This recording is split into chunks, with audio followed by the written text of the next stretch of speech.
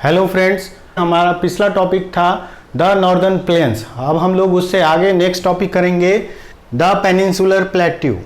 The peninsular plateau, ये पूरा India में ये जो ब्लैक डॉटेड पॉइंट्स बना हुआ है यही इंडिया का पेनिनसुलर प्लेट्यू है।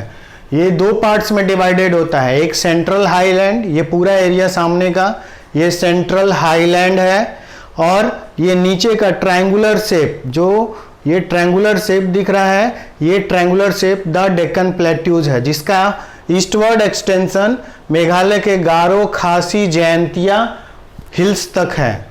तो आइए अब हम लोग इसके डिटेल्स को देखते हैं। It is a tableland composed of the old crystalline igneous and metamorphic rock. ये जो पूरा का पूरा सेंट्रल हाईलैंड और डेक्कन प्लेट्यू, ये पूरा जो हम लोग का प्लेट्यू रीजन बना हुआ है इंडिया का, ठीक, पेनिनसुलर प्लेट्यू, ये तीन तरह के स्टोन से बना हुआ है, रॉक से बना हुआ है, क्रिस्टलाइन, इग्नियस एंड मेटामॉर्फिक। तो क्रिस्टलाइन, इग्नियस और मेटामॉर्फिक रॉक्स से ये कंपोज्ड है पूरा area. It form due to the breaking off and drifting off the Gondwana land, oldest land mass. मेरे पिछले वीडियो में इस चैप्टर के उसमें मैंने आपको दिखाया, बताया भी है कि गोंडवाना लैंड का हिस्सा है, उसके टूटने फूटने से और उसके इस एरिया से ये एरिया डेवलप हुआ है। ये ओल्ड मास गोंडवाना लैंड का हिस्सा है। It has broad and shallow valleys. इस पूरे प्लेट्यू रीजन में, इंडिया का ये जो पूरा पेनिनसुलर प्लेट्यू है, इसमें वैलीज भी है। वैलीज इस वेस्टर्न साइड में है। Next, it consist of two broad divisions, the central highlands and the Deccan plateau. इस पूरे पेनिनसुलर प्लेट्यू को, ये पूरा पेनिनसुलर प्लेट्यू टू पार्ट्स में डिवाइडेड हो जाता है। फर्स्ट द सेंट्रल हाईलैंड्स, ये एरिया इस विंध्या रेंज के ऊपर का, और सतपुरा के ठीक नीचे ये पूरा का पूरा the Deccan plateau, the central highlands. अब हम लोग सेंट्रल हाईलैंड्स को थोड़ा सा डिटेल में देखते हैं। It laying the north of the Narmada river covering a major area of the Malwa plateau. ये नर्मदा रिवर के ये जो ब्लू लाइन्स है, ये जो ब्लू लाइन है, ये ब्लू लाइन नर्मदा रिवर है। इसके ऊपर नॉर्थ साइड में, इधर ईस्ट वेस्ट, ऊपर नॉर्थ, ये साउथ हो गया। तो नर्मदा के नॉर्थ साइड में ये पूरा का पूरा कवर करता है, मालवा प्लेट्यू तक ये जाता है, सेंट्रल हाईलैंड का हिस्सा। The Vindhyan range is bounded by the central highland on the south and the Aravallis on the northwest। ये जो विंध्या रेंज है, ये विंध्या रेंज इसी सेंट्रल हाईलैंड से घिरा हुआ है, और अरावली तक ये इसका फर्दर एक्सटेंशन है।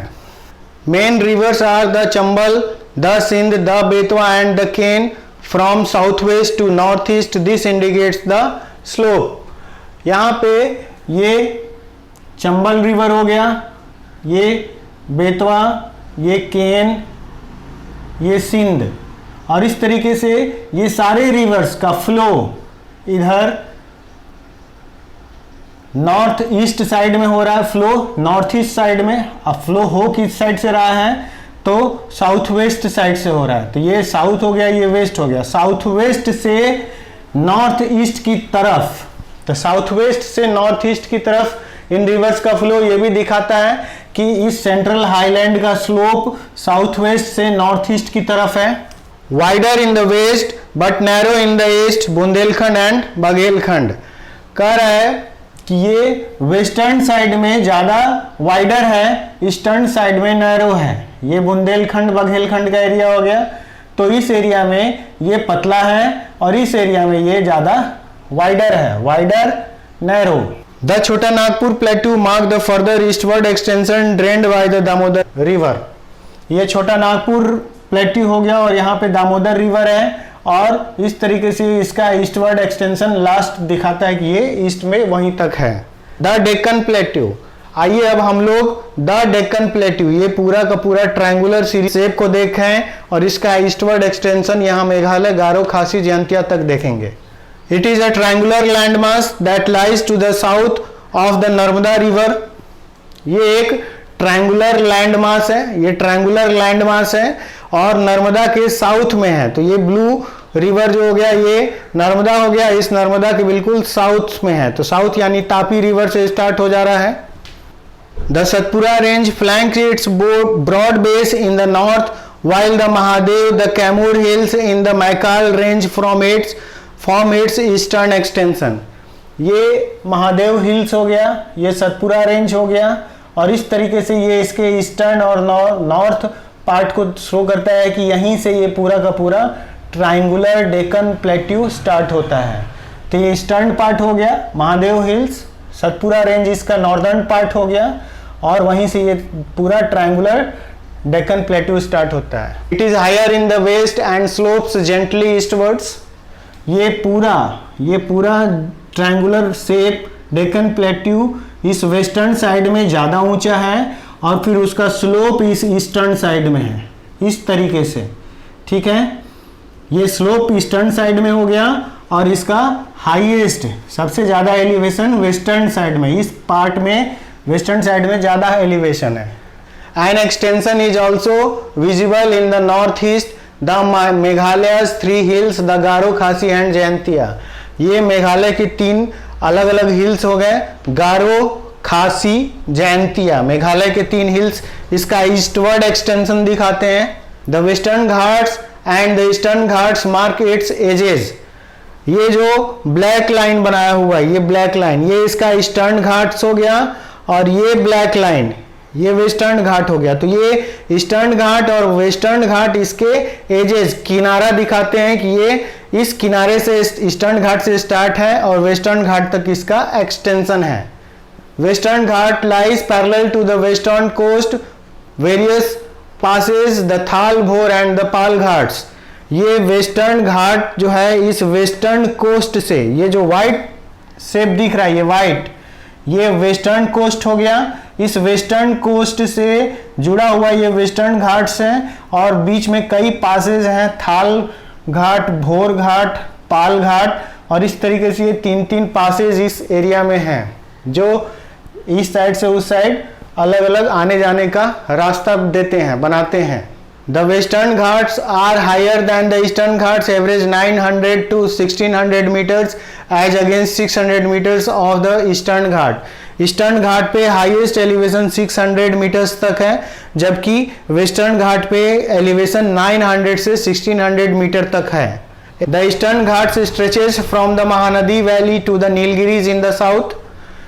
बोल रहा है कि ये महानदी साइड से, ये नंबर 3 ये जो दिख रहा है एम फॉर महानदी, महानदी से नीलगिरी तक फैला हुआ है, ये नीलगिरी हो गया। तो इस महानदी रिवर से नीलगिरी तक ये फैला हुआ क्षेत्र ही डेक्कन प्लेट्यू है।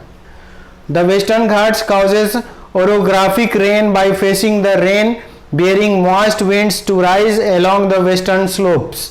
हर साल मानसून की एंट्री इस डायरेक्शन से केरला से एंट्री करती है। हर साल फर्स्ट वीक ऑफ जून में केरला में मानसून की एंट्री होती है, और ये पूरा एरिया भरपूर पानी रिसीव करता है, और इस रेन रिसीव करता है, और इसकी वजह से क्या होता है कि इस एरिया में भरपूर हरियाली भी है, ग्रीनरी भी है, और खूब ज़्यादा वेट एरिया भी होता है। ये वेट मतलब भींगा क्षेत्र है।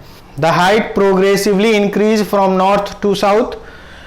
ये जो पूरा वेस्टर्न घाट है डेक्कन प्लेट्यू का, नॉर्थ से साउथ की तरफ हाइट लगातार बढ़ता चला जाता है।